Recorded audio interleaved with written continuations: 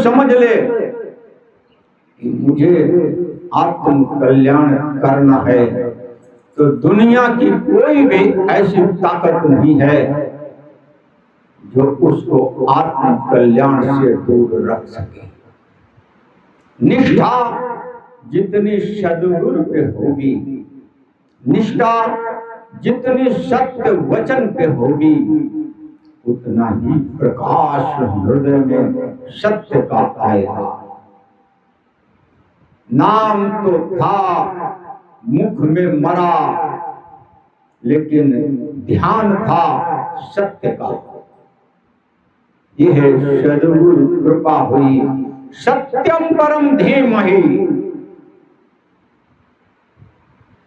यह सत्य का ध्यान जो मरा शब्द में राम की अनुभूति करा दे, ऐसे सद्गुरु संसार में कम नहीं है, बहुत है। हमारी श्रद्धा उनके प्रति नहीं है, इसलिए हमको दिखते नहीं है।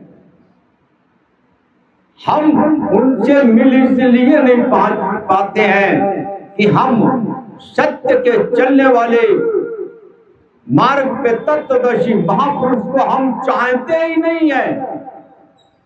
हम चाहते ही छल कपट हैं। क्यों? इसलिए कि जो संत महात्मा वास्तव में ईश्वर के प्रति श्रद्धा रखने वाला, ईश्वर में सदा रहने वाला जो महापुरुष होते हैं, वो कपड़ों से नहीं जाने जाते हैं, वो क्रियाओं से नहीं जाने जाते हैं। उनके हृदय में कितना प्रेम अपने ईश्वर के प्रति है, ये तो तत्वदर्शी महापुरुष ही जान सकता है। ये अन्य किसी की औकात नहीं है जो अपने सद्गुरु के चरणों से सत्य की अनुभूति कर सके। जब बैठ गए और सत्य की अनुभूति उस असत शब्द से, असत शब्द से सत्य की अनुभूति जो नारद जी ने कराई है, क्योंकि परम पूज्य ने नारद जी ने कहा कि तुम मरा मरा कहो। जैसे ही वो मरा मरा मरा राम राम राम राम निरंतर होने लगा, शुरुआत तो हुई मरा से, लेकिन चलने लगा राम नाम, और हृदय में सत्य का बोध जब हो गया तो परम पूजनीय नारद जी, देवर्षि नारद जी वहां से प्रस्थान कर गए और हृदय में महर्षि वाल्मीकि जी के हृदय में अपना भगवत प्रेम ही देके और फिर वो चले गए। जब भगवत प्रेम हृदय में अपना दे दे और सत्य का बोध करा दे, तो बताओ उनकी अखंड समाधि लगेगी कि नहीं लगेगी? और आज तक इतनी बड़ी समाधि, अखंड समाधि आज तक किसी की नहीं लगी कि जो बैठे हैं समाधि में और भगवान के प्रेम में इतना तल्लीन हो गए कि नहाना धोना तो बहुत दूर, एक ही स्थान पे बैठे हैं और भगवान नाम का स्मरण कर रहे हैं। करते करते करते करते मिट्टी शरीर पे जमने लगी और चींटियों ने बिल बना लिए, इतनी मिट्टी जम गई। तो वाल्मीकि जी किस आनंद में थे उस समय पर, जब शरीर की शुद्ध बुद्धि कुछ भी नहीं थी। सिर्फ सत्य का बोध होना और उसी के आनंद में रहना, सद्गुरु वचनों के विश्वास होने के कारण असीम प्रेम परमात्मा से निरंतर बढ़ने लगा। भगवान से प्रेम निरंतर बढ़ने लगा। और जो भक्त लोग होते हैं वो भगवान से क्या मांगते हैं जानते हो? आरतन धर्मन काम रुचि, गति न चाहो निर्वाण। आरतन धर्मन काम रुचि, गति न चाहो निर्वाण।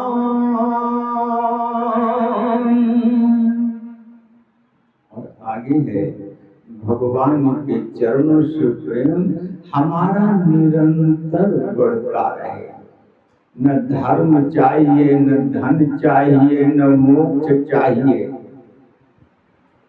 और न भौतिक सुख चाहिए। चाहिए भगवान के चरणों से निरंतर प्रेम बढ़ता रहे। यह इच्छा होना और इसी इच्छा को प्रबल इच्छा बना करके जो लोग सत्य के मार्ग पर चल देते हैं, निश्चित रूप से सत्य के आनंद में वो रहते हैं। और सत्य के आनंद में जब ये जीव रहता है और यह साधक रहता है तो बाहरी शक्ति आती रहती है, लेकिन उसके सत्य को छीन इसलिए नहीं पाती है कि राम भगवान श्री राम जी उसकी स्वयं रक्षा करने लगते हैं जो सत्य के मार्ग पर चल पड़ता है। और इतना ही नहीं, भगवान कहते हैं कि तुम हमारी ओर जिस समय देखोगे तुम्हारे पाप हम उसी समय हरण कर लेंगे। पाप किसे कहते हैं? सबसे बड़ा पाप ये होता है कि जो हम भगवान से दूर रहने का अभ्यास, दूर रहने की कोशिश करते हैं। हमेशा भगवान से दूर रहना सबसे बड़ा पाप है, और भगवान के नजदीक रहना ये सबसे बड़ी पुण्य होती है। तो भगवान उस पाप को हरण कर लेते हैं। इसलिए कि भगवान कहते हैं कि यह हमारी ही माया के कारण ये हमसे दूर हुआ है, लेकिन आज ये हमें स्मरण कर रहा है। इसलिए जन्म जन्मांतर के पापों को मैं इसलिए हरण करता हूं और मैं अपना स्मरण देता हूं इसको। तो भगवान सत्य का मार्ग खोल देते हैं। अब सत्य का मार्ग दोनों में होना चाहिए, व्यवहार में भी होना चाहिए और अंतरिम में भी होना चाहिए। व्यवहार में कैसे होना चाहिए? जब तक व्यवहार का सत्य नहीं होगा, अंतरिम में सत्य दिखेगा नहीं। जैसे संतान है, कहना नहीं मानती है, दुख देती है, तो बाहरी सत्य का मतलब ये होता है कि अपने संतान को कभी श्राप मत दो।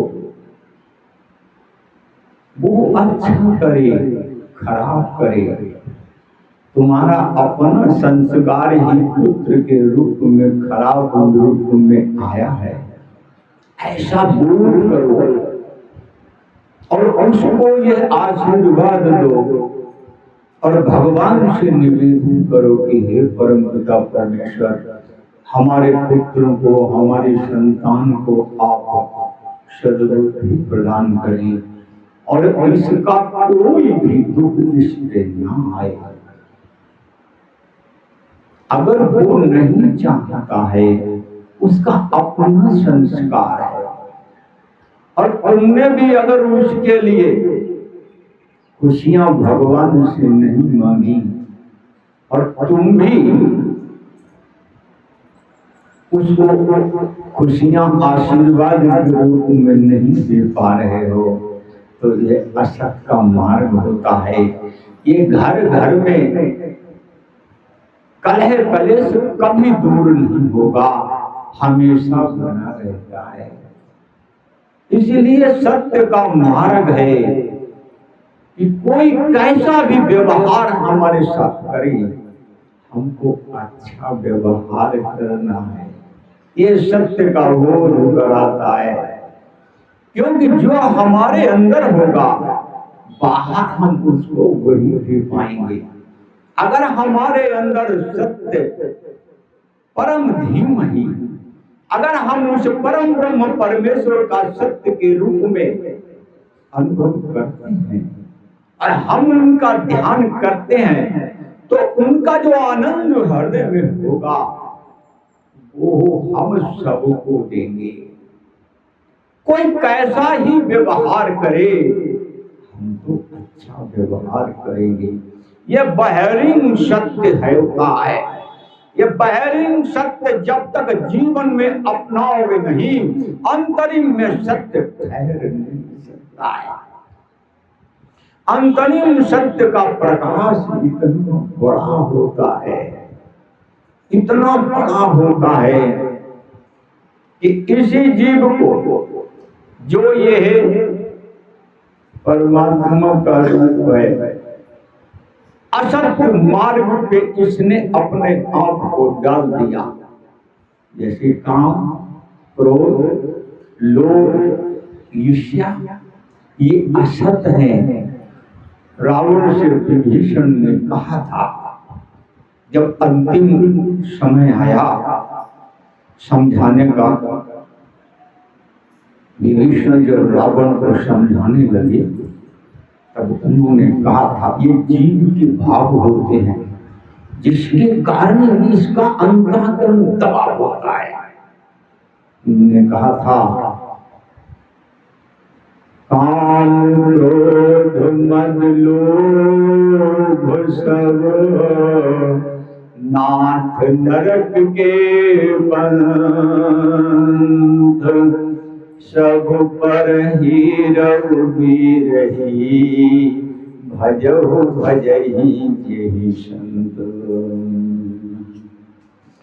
काम क्रोध मद लोभ सब नाथ नरक के पंथ, सब पर हरि रघुबीरहि, भजहु भजहि जेहि संत। यही मार्ग, जो लोग अपना जीवन इन्हीं के लिए न्यौछावर करते हैं, ईर्ष्या में, क्रोध में, लोभ में, इसमें सुख कहाँ है? और वो इसमें सुख ढूंढते हुए अपने विचारों को रखेंगे, अपने कर्म को करेंगे, तो वो नरक की ओर सीधे जाते हैं।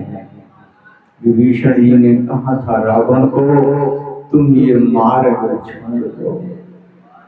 मां जगत जननी जानकी जी के चरणों में प्रेम विभीषण जी का था। उनके चरणों में प्रेम परम पूजनीय हनुमान जी का था।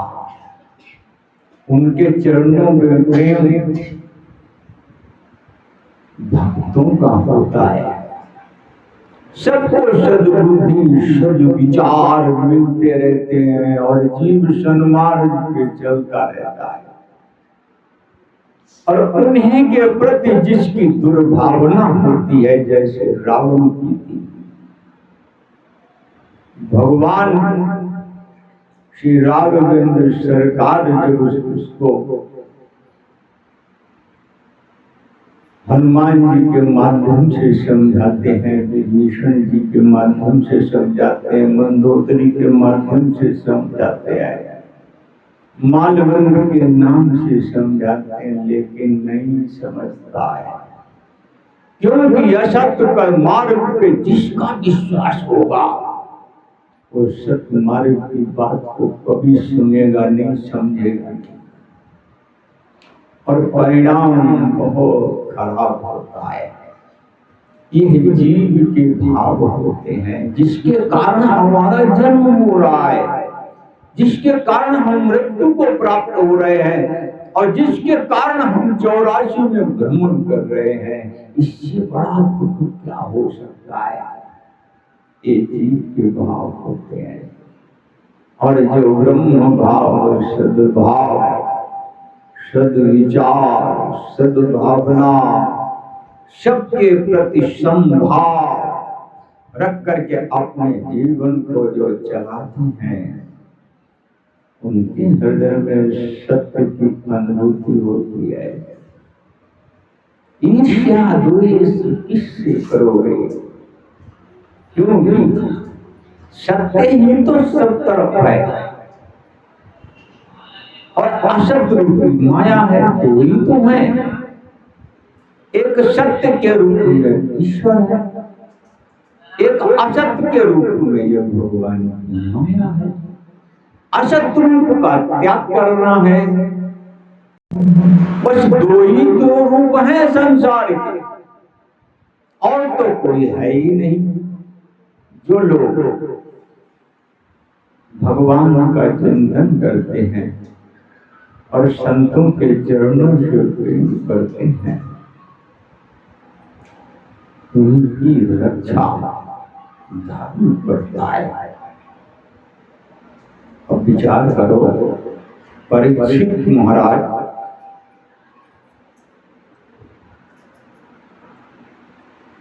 ने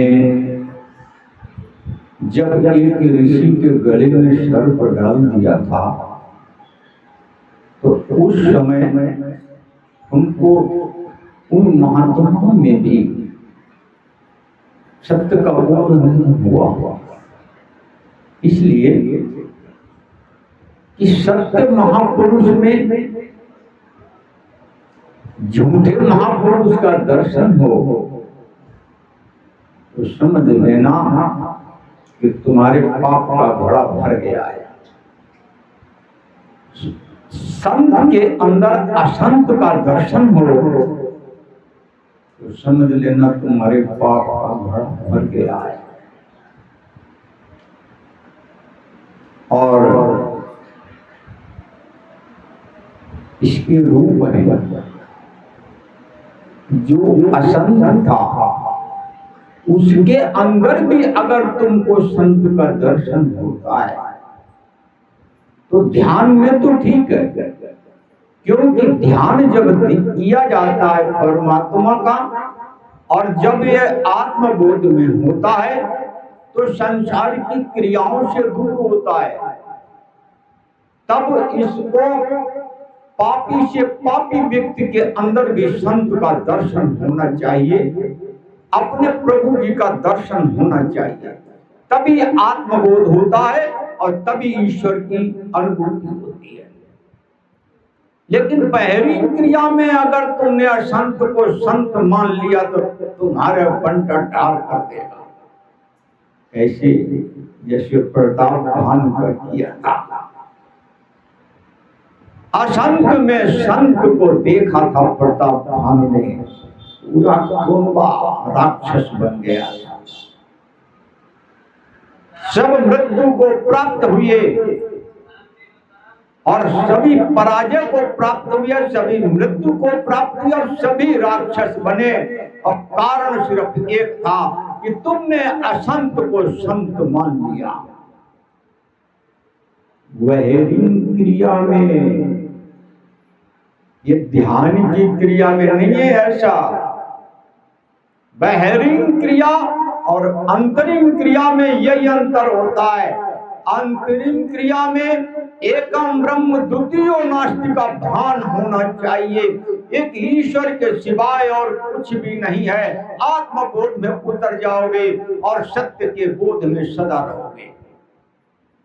लेकिन बाहरी क्रिया में अगर आपने असंत को संत मान लिया तो निश्चित रूप से सब स्वाहा हो जाएगा। और संत को तुमने कभी असंत मान लिया तो भी स्वाहा हो जाएगा, कुछ बचेगा नहीं। क्योंकि संत तो दयालु होते हैं, भगवान का रूप होते हैं। और तुमने उनसे छल कपट किया, तुमने उनसे दुर्व्यवहार किया तो दुनिया छोड़ सकती है।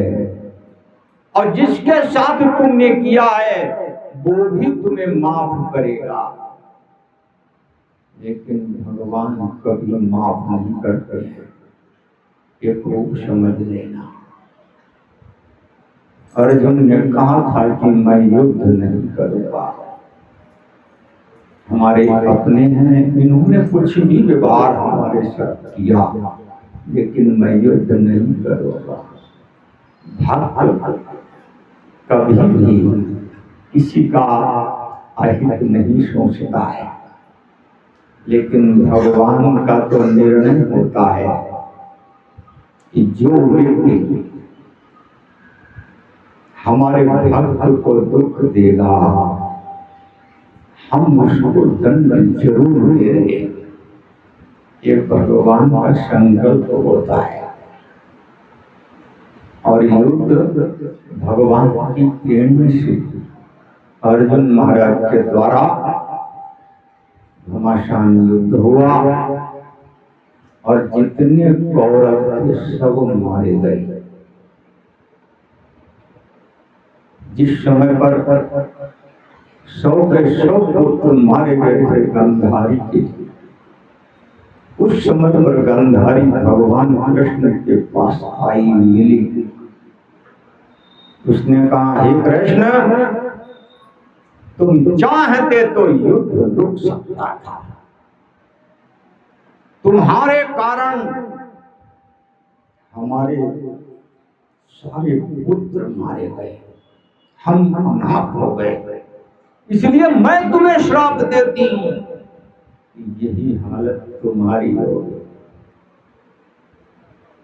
भगवान मुस्कुराए, क्यों? को नहीं सुख दुख कर दाता, निज कृत कर्म भोग सब भाता। को नहीं, कोई किसी को न दुख दे सकता है, न सुख दे सकता है, न कोई किसी की मृत्यु करा सकता है, न कोई किसी को जीवित कर सकता है। उसका अपना कर्म ही काल के रूप में भगवान ही आते हैं, कोई और नहीं आता है। क्योंकि ईश्वर ही तो सब कुछ करते हैं। यह मृत्यु लोकों का प्राणी सिर्फ कर्म और उत्तम भावना और असत भावना में रह सकता है, लेकिन वास्तव में कर्म तो ईश्वर करते हैं। क्यों? जस करनी तस भोग ताता। जैसे करनी तो वैसा ही तो भोग मिलेगा। अब गांधारी को कौन समझाए कि जिस समय तुम्हारे पुत्र इन पांडवों को दुख दे रहे थे, उस समय भी तो तुम थी, तुमने प्रयत्न किया था कि ये पांडवों को दुख न दे, ये जीव मात्र को दुख न दे, तब तुमने प्रयत्न किया था? नहीं किया। आंखों में पट्टी बांध ली। एक तो वो अंधे वास्तव में थे बाहरी दृष्टि से, और अंतरिम में भी जिसके ज्ञान नहीं होता है, वास्तव में संसार और परमार्थ उसको अंधा कहता है। एक तो बहरी दृष्टि से अंधा था ही। अरे तुम तो आंखों पे पट्टी न बांधते, तुम पति का भी सहारा बनती और घर परिवार को भी जो नरक के मार्ग पे जा रहे थे तुम उनको रोक सकते थे, लेकिन नहीं। जिस तरह से उन्होंने भी असत का मार्ग चुना और तुम भी भगवान को श्राप देने लगी, एक असत मार्ग का ही परिणाम होता है। ईश्वर में ईश्वर न दिखना इतनी बड़ी दुर्गति कहां से मिलती है? असत लोगों के साथ में चलने से मिलेगी ये, चाहे पुत्र हो या और कोई हो। इसलिए